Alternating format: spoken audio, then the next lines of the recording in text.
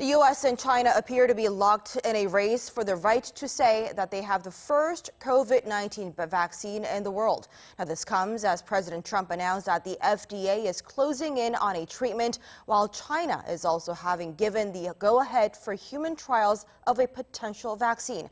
Our Seung-jae with more. U.S. President Donald Trump signaled yet another tough stance on the country's fight against COVID-19 on Thursday, as he declared war on the deadly virus. Saying America's big war is not a financial war, but a medical war. He announced that an existing drug prescribed for malaria and some forms of acute arthritis was among a range of drugs being tested for treating COVID-19 and could be available to the public.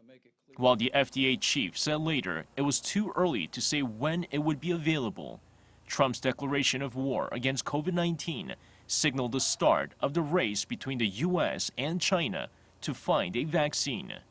Earlier this week, China gave the go-ahead for researchers to begin human testing of an experimental COVID-19 vaccine. Researchers at China's Academy of Military Medical Science received approval to launch early-stage clinical trials of the potential vaccine. According to the Chinese Clinical Trial Registration Database, researchers will enter a Phase 1 test, which will examine whether the experimental shot is safe for humans, as they plan to recruit 108 health experts to take part from March to December. Meanwhile, the U.S. Centers for Disease Control and Prevention announced that COVID-19 can be serious for young adults, signaling that the virus can affect people of all ages. Latest data from the CDC show that among the roughly 12% of COVID-19 cases in the U.S. known to require hospitalization, about 1 in 5 were those aged 20 to 44.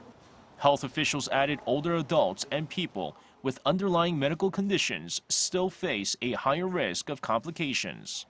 The World Health Organization says it does not expect any fully tested or approved vaccine to be available to the public until the mid-2021.